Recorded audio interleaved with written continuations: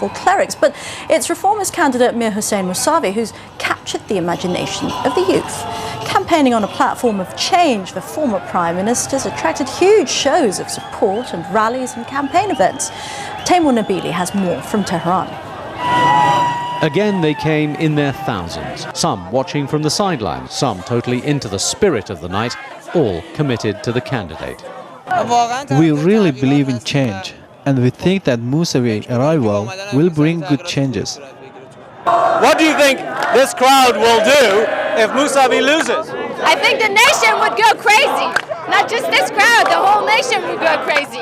With every passing day, the crowd gathered outside the premises of Iran's state broadcaster has only grown bigger, and the noise they make has only grown louder.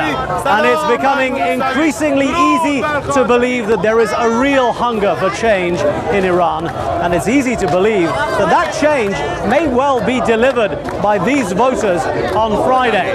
But it's also been easy to see how the traditional fault lines of Iranian politics are beginning to re-emerge.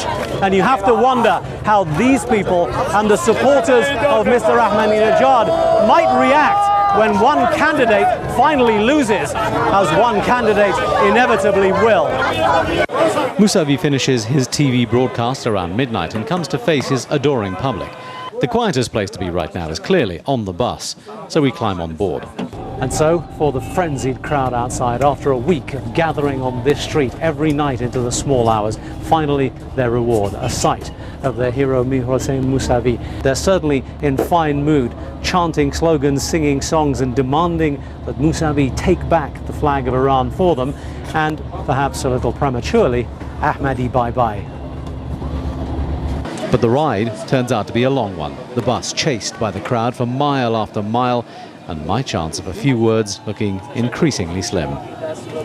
2 hours later, we're back where we began, having circled the streets of Tehran with an enormous crowd following us on foot, by car and on motorcycle. It looked like Mousavi was never going to get away. Then all of a sudden, the coach ground to a halt. Mousavi was out into a car in front and off into the night, leaving all of us wondering what the next step will be.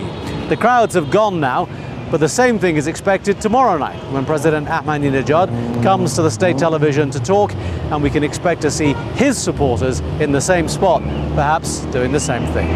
Teymoor Nabili, Al Jazeera, Tehran.